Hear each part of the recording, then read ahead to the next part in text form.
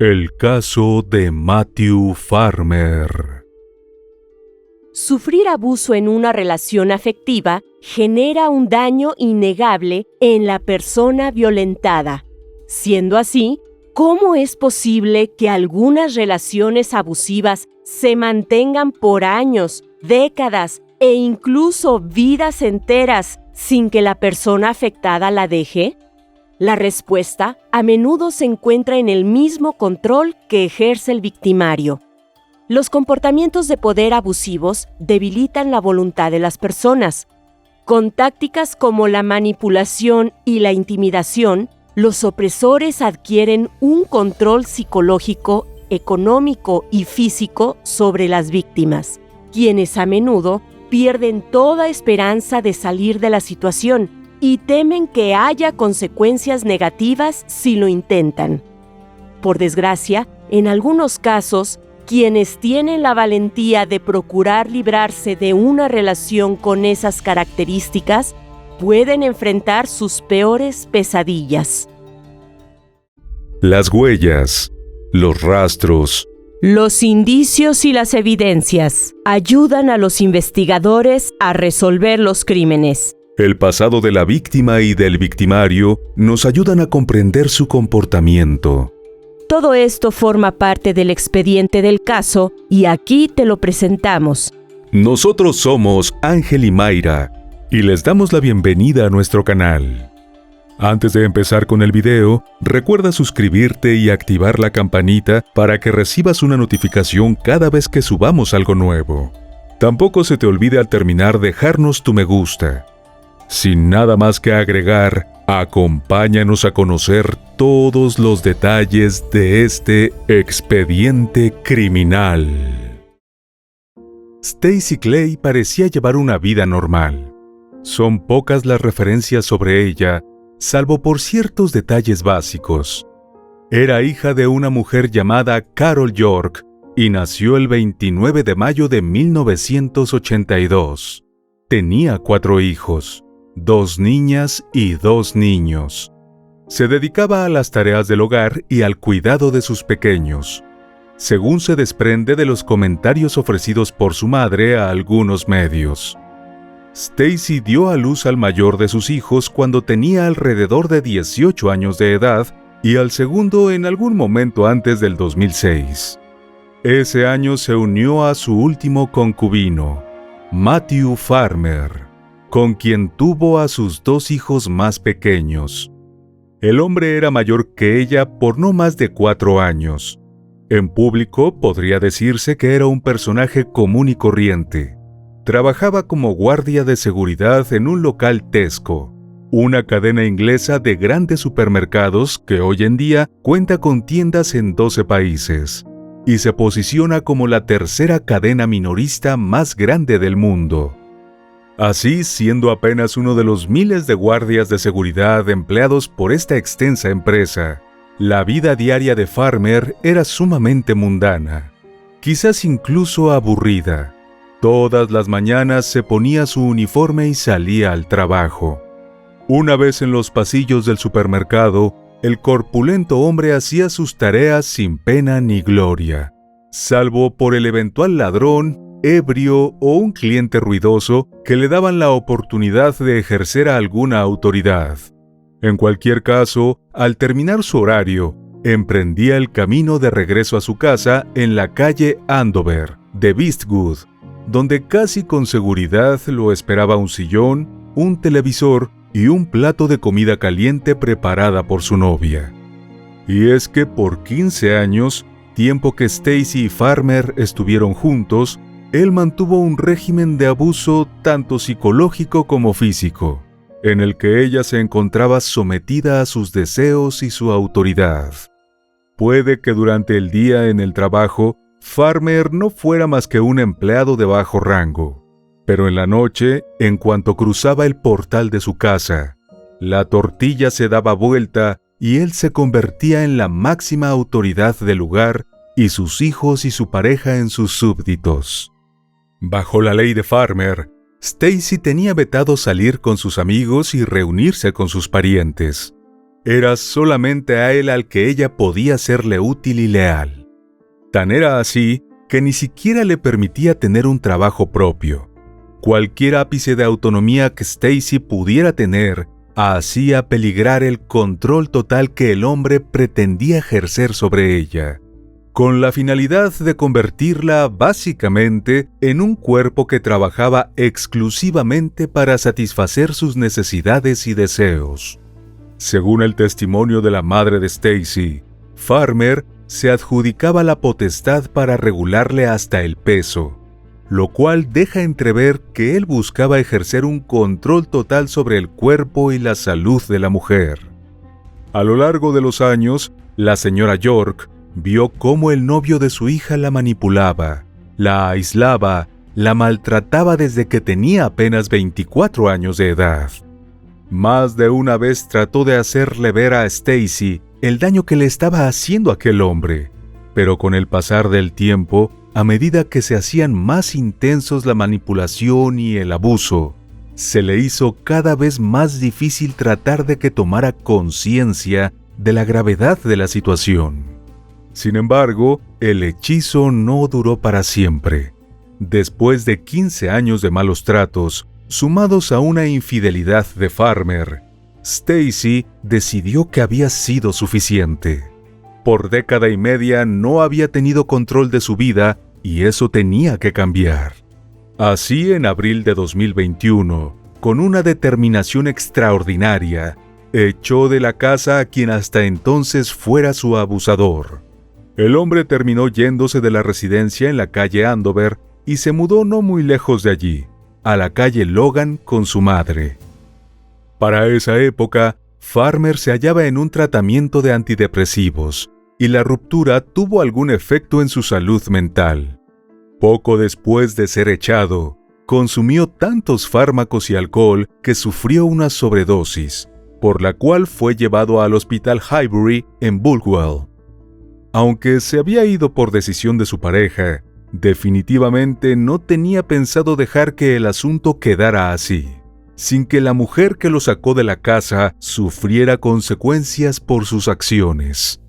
Casi al punto de la obsesión, Farmer se dedicó a acosar a Stacy en su domicilio, por el que solía rondar a todas horas del día.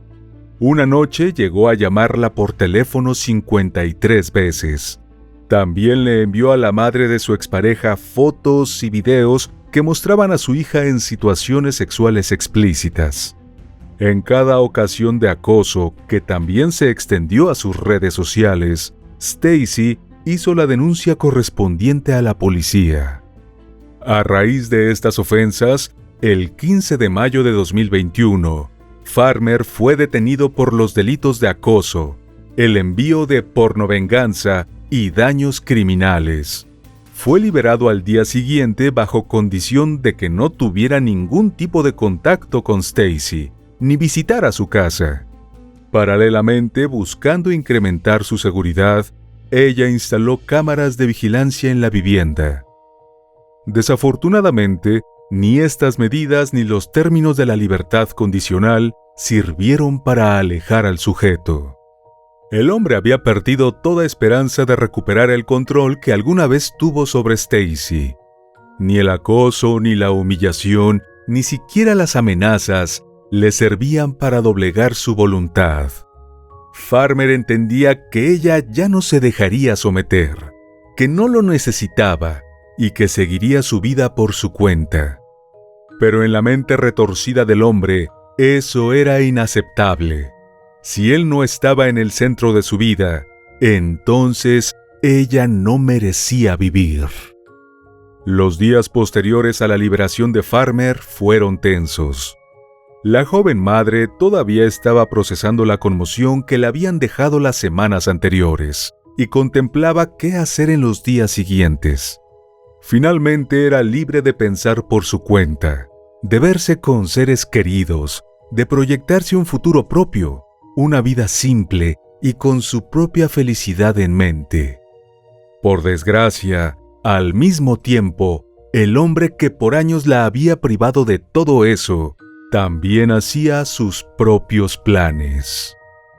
Aunque parezca sorprendente, ni su intensa campaña de acoso ni su detención provocaron el despido del guardia de seguridad, de modo que Farmer reanudó sus labores en el Tesco Extra, donde podía pasar parte de su tiempo pensando en sus próximos pasos. Así, el 18 de mayo, apenas 2 jornadas después de su liberación, el hombre puso en marcha su plan. Ese día, poco antes de las 9 de la noche, Farmer se alejó de su puesto para buscar un cuchillo que ya había identificado en las estanterías de la tienda. Se trataba de uno de cocina de los denominados paring knife en inglés, de pequeñas dimensiones e ideal para cortar frutas y vegetales. Farmer tomó el utensilio marca Go Cook y lo llevó a la caja. Eran las 9:01 cuando pagó con tarjeta 1,75 libras por aquel artículo. Con su nueva adquisición en mano, volvió a su puesto ubicado junto a los escáneres portátiles de precios, tal como quedó captado por las grabaciones de las cámaras de seguridad de la tienda. Una vez allí, sacó el cuchillo de su empaque y lo inspeccionó. La revisión no se limitó a un examen visual. Quería asegurarse cuanto antes de que el objeto cortopunzante sería adecuado para sus propósitos. Entonces lo empuñó por el mango y procedió a clavarlo repetidas veces en el mesón de seguridad. Lo hizo con tanta fuerza que cada vez que hundió la hoja en la superficie, le costó extraerla. Tras haber corroborado que el cuchillo le serviría, Farmer desechó el empaque en el basurero. Entonces, como si buscara disimular sus extraños movimientos, o quizás para calmar sus nervios, tomó un trago de la bebida que tenía detrás del mostrador. Solo entonces volvió a agarrar el cuchillo y se lo guardó en el bolsillo trasero del pantalón. Acto seguido, rodeó el mesón y se dispuso a reanudar sus labores mientras se ajustaba la mascarilla de protección. Esa jornada, al terminar su turno, Farmer no perdió el tiempo. En la madrugada del 19 de mayo, y violando los términos de su libertad condicional, se dirigió a la casa de Stacy en la calle Andover. Así, a eso de las 3:30 de la madrugada, entró por el patio. Stacy lo vio asomándose por la ventana y llamó a la policía para hacer la denuncia. Explicó que no había podido dormir en las últimas 24 horas a causa del comportamiento de su acosador. Como les explicó a los oficiales, tenía una preocupación constante de que Farmer entrara a su casa y miedo de que él tirara la puerta al suelo y accediera a la vivienda. Ciertamente hacía 2 días que la mujer no salía de su domicilio por temor a encontrárselo. Tal era su angustia que había adquirido la costumbre de revisar los videos de las cámaras de seguridad de manera constante. Los oficiales que fueron a su casa buscaron a Farmer en toda la propiedad, pero no lo encontraron. Tampoco lo hallaron en la casa de sus padres en la calle Logan, donde estaba residiendo desde la separación. En realidad, él permaneció escondido debajo de una parrillera de gran tamaño en el patio. Allí esperó, en las primeras horas de la mañana, mientras se comía una barra de chocolate y se tomaba una bebida energética. Se mantuvo en espera hasta las 6 de la mañana. A esa hora, Stacy salió de la casa al patio para fumar un cigarrillo y calmar sus nervios con el aire sereno de aquel día de primavera. Farmer no dejó pasar la oportunidad. Salió de su escondite y se abalanzó sobre su expareja. La tiró al suelo, donde la mantuvo sirviéndose de su peso y fuerza. Tomó el cuchillo de cocina que había comprado horas antes y empezó a apuñalarla. Los gritos de la mujer en su lucha por sobrevivir despertaron a un vecino, quien pensó que se trataba de una pelea de perros. Cuando se asomó y se percató de lo que ocurría, le gritó a Farmer que se detuviera. Él no se inmutó.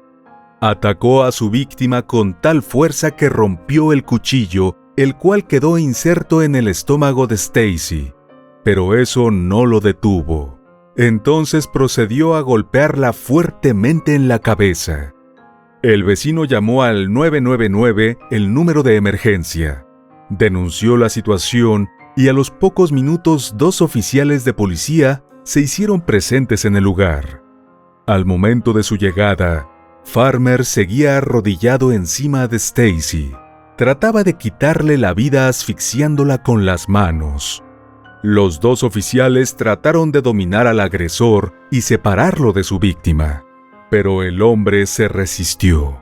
Solo detuvo su ataque cuando uno de los policías le disparó con una pistola paralizadora, con lo que resultó incapacitado.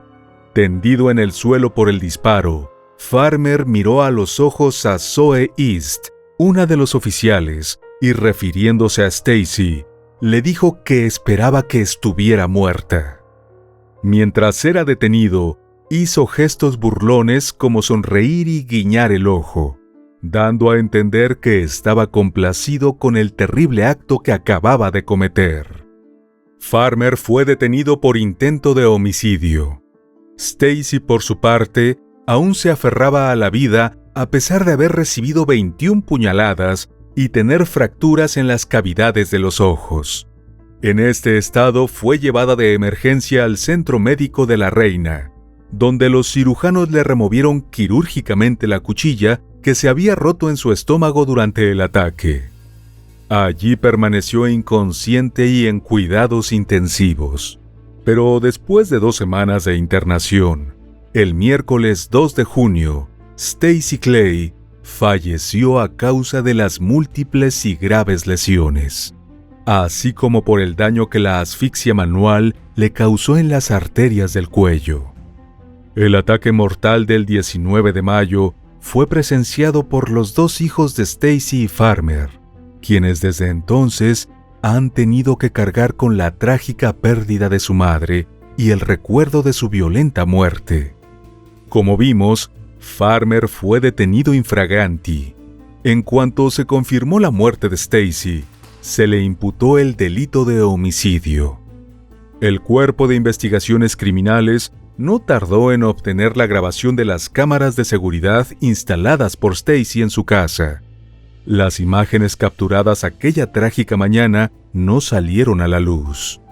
Las grabaciones que sí fueron difundidas por la policía de Nottingham fueron las captadas la noche anterior al ataque, en las que se puede ver a Farmer comprando el cuchillo que se volvería el arma asesina y simulando su brutal ataque con un mostrador como víctima.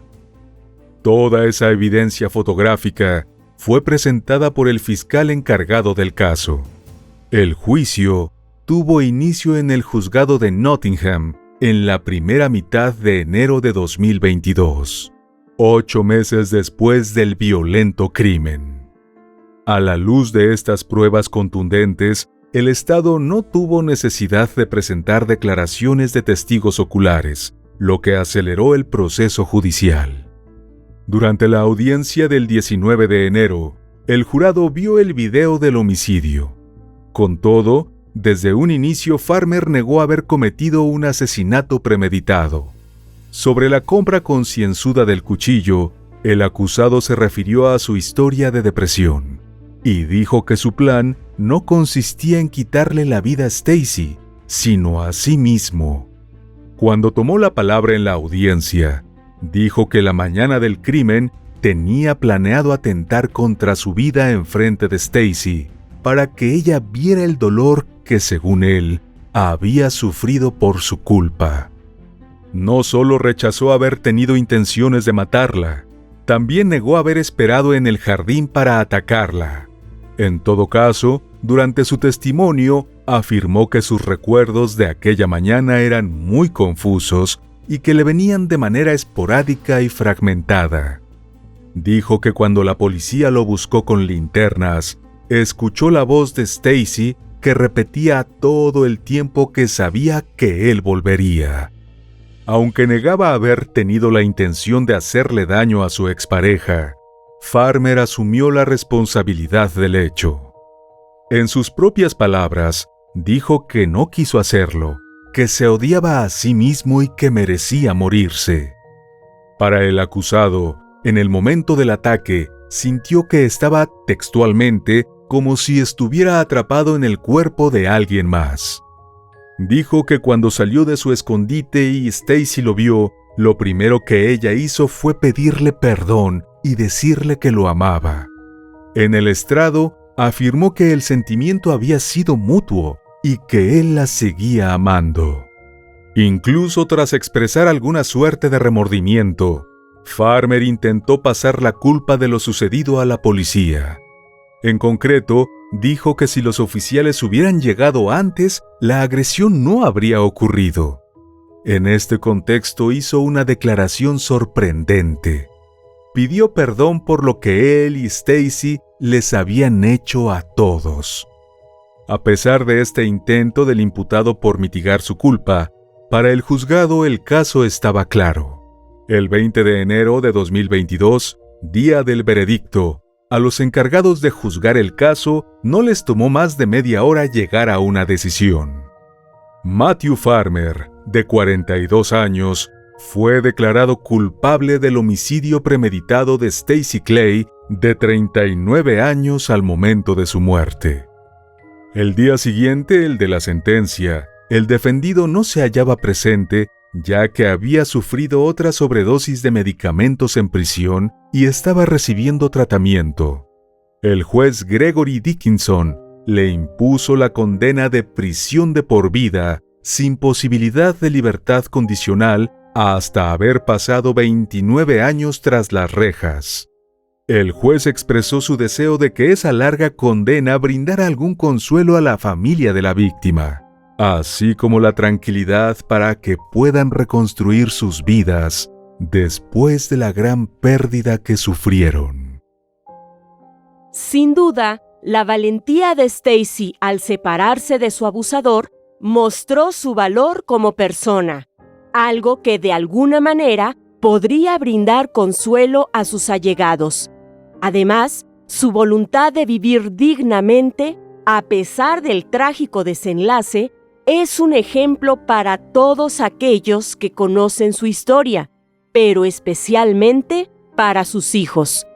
Solo queda esperar que la familia de Stacy y sobre todo sus descendientes puedan llevar vidas felices y plenas, a pesar del doloroso recuerdo de aquel 19 de mayo de 2021, una fecha que marcó el fatal final de 15 largos años de manipulación, abusos y maltratos.